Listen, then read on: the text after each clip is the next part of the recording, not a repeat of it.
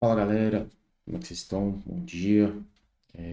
Vamos dar início então, nossa boa e velha análise semanal. E novamente eu vou trazer para vocês uma revisão da semana. Eu vou tornar isso usual aqui nas análises semanais. Então a gente vai sempre começar com a projeção para a semana e vamos dar uma voltadinha na semana anterior, que eu estou deixando o gráfico já com os meus comentários e tudo, para tentar passar uma visão para vocês de como construir uma narrativa para a semana e executar isso ao longo da semana. Beleza? Então, começando aqui no gráfico semanal, no EURUSD, a gente teve aquela rejeição, né, depois do rompimento do topo, como eu sempre falo, o preço não vai subir sempre de uma vez ou descer infinitamente. Esses movimentos de correção aqui sempre vão acontecer, né? A gente tem um ponto aqui de um Fair Value Gap no semanal que o preço ainda não veio buscar. A semana retrasada a gente teve uma rejeição muito forte do topo, né? A gente fechou um candle praticamente engolfando essa semana aqui do rompimento. E já nessa semana que passou, a gente teve um candle ainda demonstrando rejeição em continuar movimentação de alta. Então, para essa semana, muito provavelmente a gente vai buscar para essa região aqui ou alguma coisa mais abaixo ali no diário, beleza? Mas em linhas gerais, termos gerais aqui, a minha visão ainda continua de baixa, beleza? Quando a gente vai aqui para o diário, a gente vê que o preço aqui já tinha feito, né, um market shift. Acaba que nos dá aqui, então, um segundo range mais interno, né, que seria esse. E o preço veio na sexta-feira, com a divulgação das notícias, fazer exatamente o preenchimento aqui, o fio desse Fair Value Gap. Então, muito provavelmente a gente vai ver o preço buscar regiões mais baixas, tá? Para essa semana. É o que eu acho que vai acontecer. De toda forma, eu vou esperar segunda-feira. Segunda-feira não é um dia que eu opero. Depois eu vou mostrar para vocês ali o que eu tiro das segundas-feiras, né? E, enfim, vamos seguindo.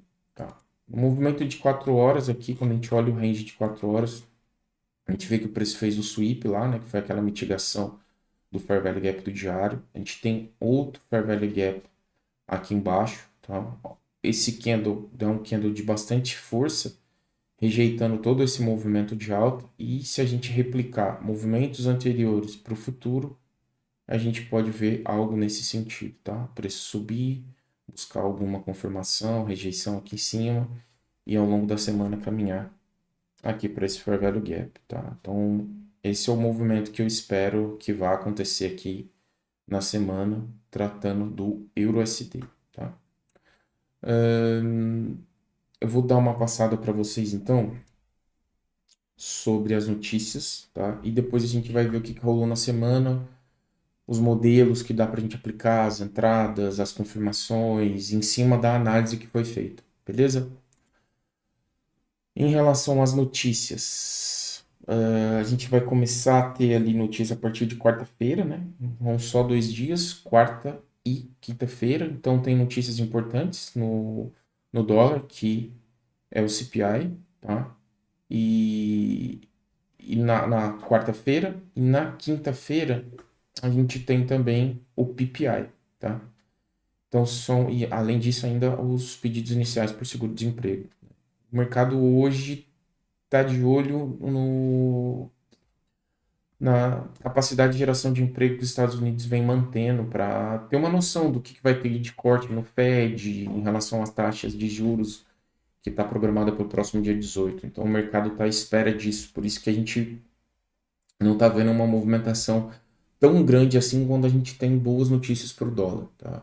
Em termos gerais, o último payroll foi bom, né? Diminuiu a taxa de desemprego, só não gerou tantos empregos como se esperava, apesar de se ter gerado muito emprego em relação ao payroll anterior. Beleza? Bom, dando uma olhada aqui no que rolou a semana passada, a gente tem a mesma análise, né, que eu já tinha feito.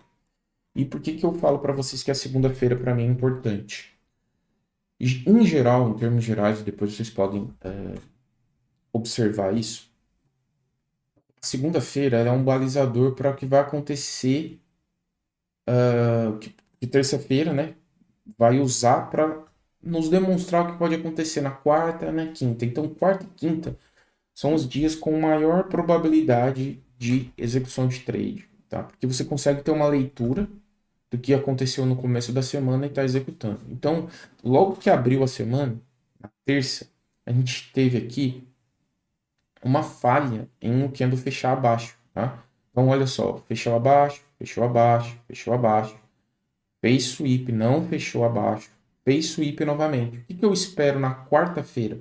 Eu vou esperar um movimento de alta. Eu vou esperar um movimento de alta, beleza? Então, por isso que eu gosto de usar a segunda-feira para fazer isso.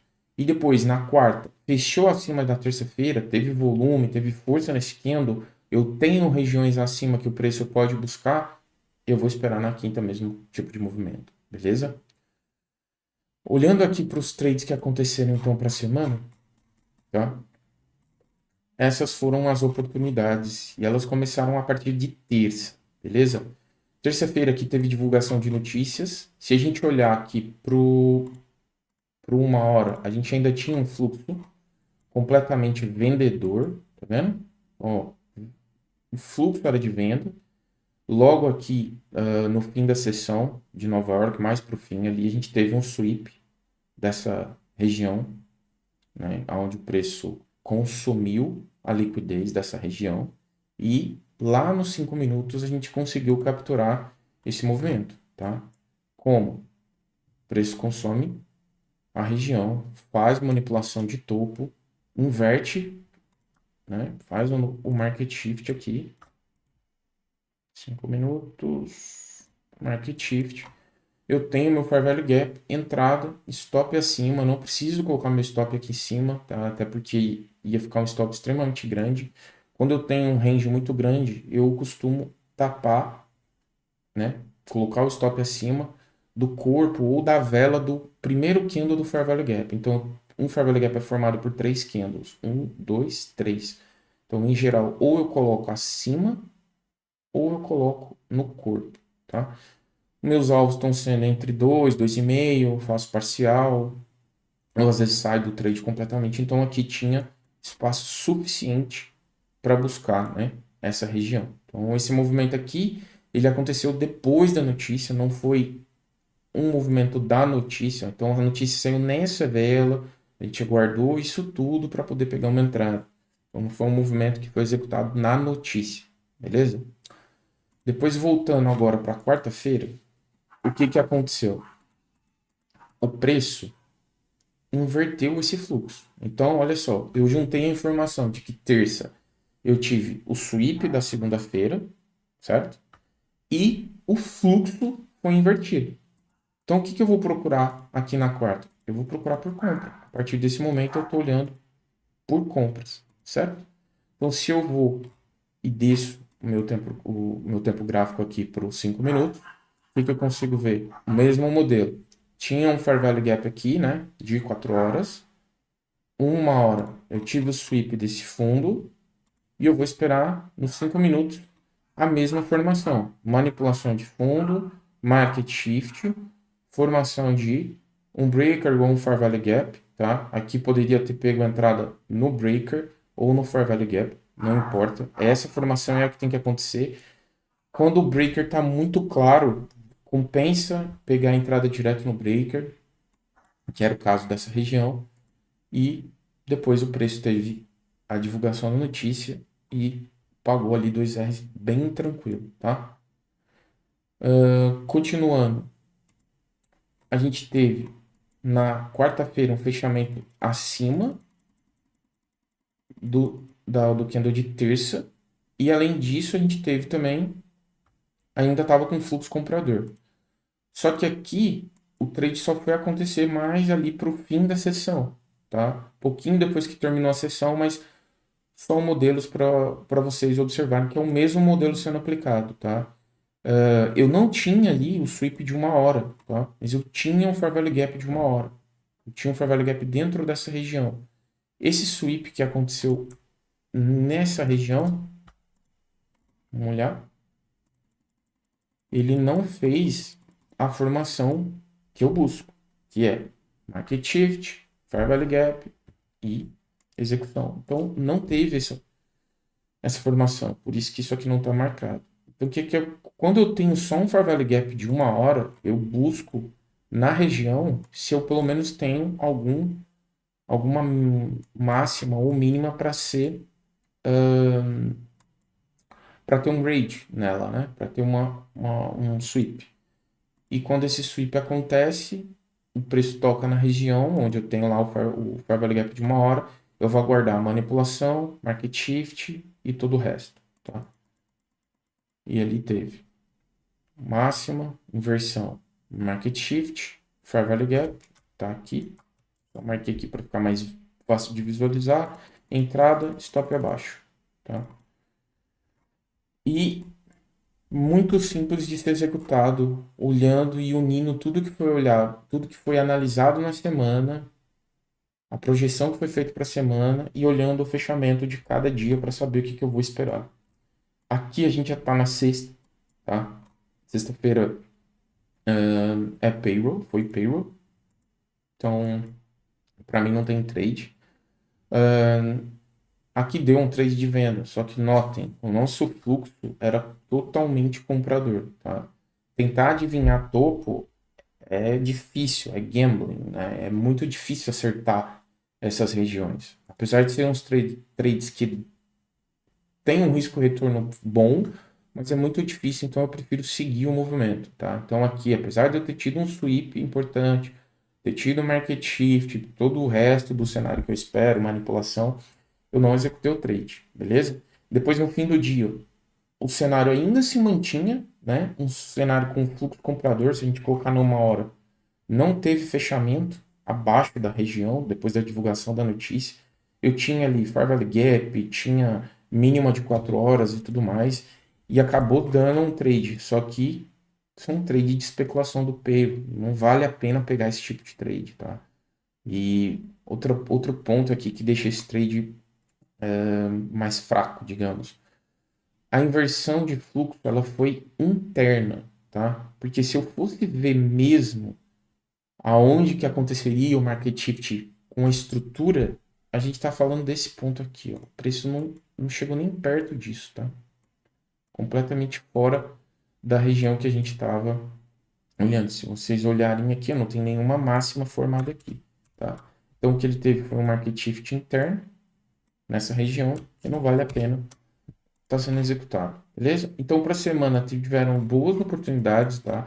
Lembrando, eu sempre falo isso, não é porque a gente executa, né? Trabalha, pode chamar isso de trabalho, enfim, com day trading a gente tem que operar todos os dias, a gente tem que operar quando tiver um cenário favorável à análise que a gente fez. Então a análise semanal ela serve para isso, tá? Obviamente você não vai casar com viés. O que eu estou querendo dizer com isso? Pô, eu estou vendo aqui que para a semana eu espero movimentos de baixa. Tudo bem. Quando chega aqui no diário, abre a segunda-feira, por exemplo, eu vejo o preço fazer um sweep nessa região e voltar para dentro do cenário. Eu tenho um fluxo numa hora de compra. Eu vou tentar comprar. Vou tentar comprar para quê? Para a formação da máxima da semana e no final tentar vender, né? E, e é isso, né? A análise serve para isso. A análise semanal ela vai te dar uma projeção da onde o preço pode ir, só que você não vai executar cegamente porque é venda, tu vai executar cegamente. Tem que esperar o dia, os dias acontecerem e tirar a análise de cima no fechamento desses dias. Beleza? Então é isso, galera.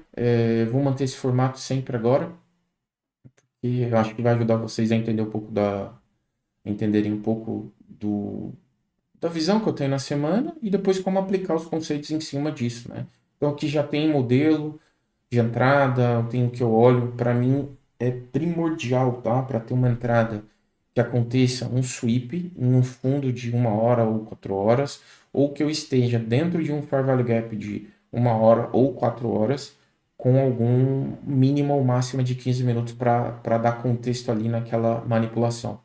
Beleza? Um abraço e até a próxima. Valeu!